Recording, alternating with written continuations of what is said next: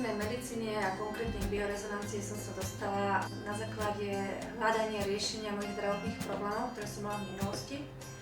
Pochádzam z lekárskej rodiny a ja si veľmi vážim klasickú medicínu, no zistila som, že aj ona má určité limity a keď som chcela zistiť, že príčinu mojho ochorenia a zároveň vykonávať určitú prevenciu, tak som musela hľadať ďalej a prišla ku mne táto metóda a tento prístroj, s ktorým pracujem, ktorý ma na prvý pohľad očaril a zistila som, že má neskutočné možnosti, tak som vlastne začala najprv sama so sebou pracovať s týmto prístrojom a potom postupne prirodzenou cestou začali prichádzať známi a už potom aj známych ďalší klienti a postupne sme sa vlastne rozrastli od malej prevádzky až po toto centrum.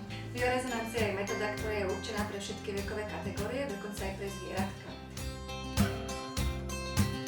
Dokáže vyladiť organizmus tak, aby sa začal sám regenerovať a tak sa zbaví vlastne zdravotných problémov, ktoré ho trápia.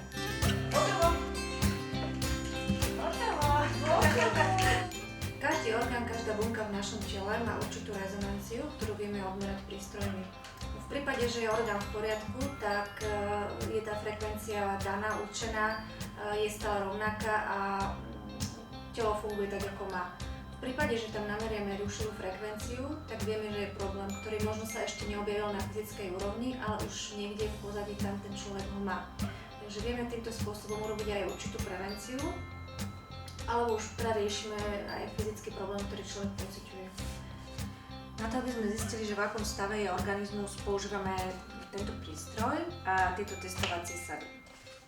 Môžem ukázať asi, ako testovacie sady vyzerajú. Tuto vlastne na tejto základnej sade zistíme základný stav organizmu. Je to vlastne diagnostika podľa 5 elementov.